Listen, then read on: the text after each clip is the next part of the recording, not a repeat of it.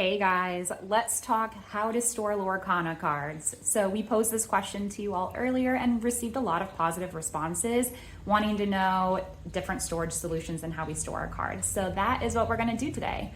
Now, I'm gonna preface by saying these are how we store all of the cards that are not currently in a deck that we've constructed. So they're just sitting around, not being used currently. And what we do with our actual decks, we have different storage solutions. It's how we kind of transport them to OP. And I'm actually gonna do another video on what we bring to OP and how we take our cards there. And so keep an eye out for that video to be dropping soon as well. But for now, let's go back to talking about how we store the bulk of our cards. So how we actually store our cards is dependent upon the rarity of the card. Commons and uncommons, we tend to have a lot of just because that's what's the majority of the packs that you're opening. And because they're lower in value, we don't necessarily care to sleeve them up, and we store them organized in these boxes below. I will open that up for you in just a second for you guys to see. But moving on, for the rares, super rares, and legendaries, we do want to have them a little bit more protected, so we keep them in binders. These are Ultra Pro binders. They're leather bound. They have a nice zipper. However, you can get binders that aren't necessarily this nice.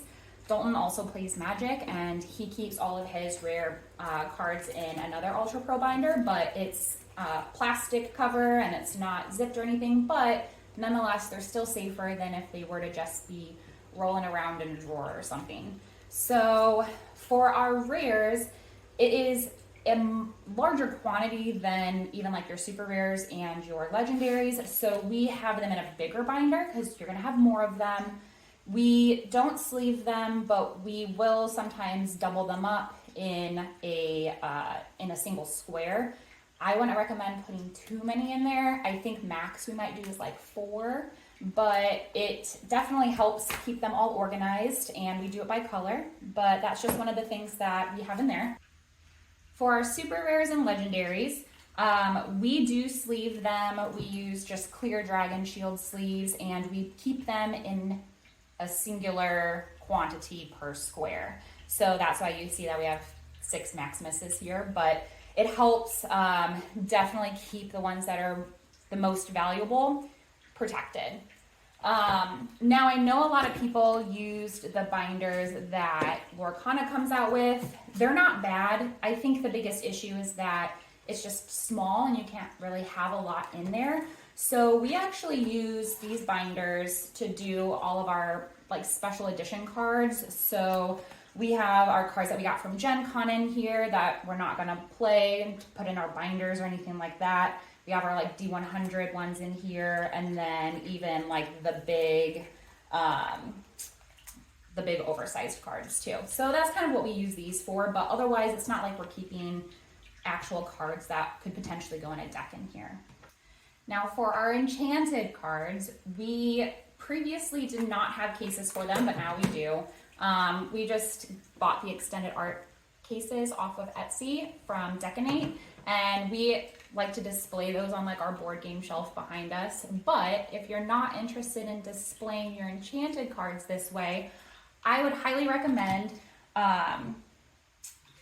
putting them in a sleeve first and then putting them in what's called a top loader, which is just like a super thick plastic piece. And then what we were actually doing before we had the cases is we would put them in the sleeve, the top loader, and then we would put them in one of the oversized sections of the Lorcana binder.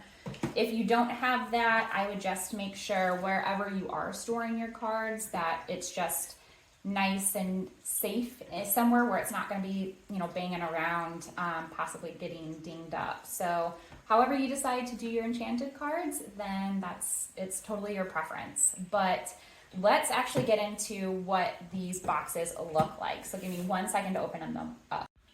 All right, let's talk about the storage case that we use for our commons and uncommons. So the brand is BCW. It's actually a really good quality case. It has locks on the top here, and it opens like so. It has slots in here to where you can move your divider as your collection grows, and you can even buy the partitions separately so you can organize it however you want. How we decided to do it was first by one ink color per slot. And then as the sets come out, we have like one section per set. So we'll have amber set 1, amber set 2, amethyst set 1, amethyst set 2, and then I already have our set 3 ones ready to go because we are very close to having Into the Inklands come out.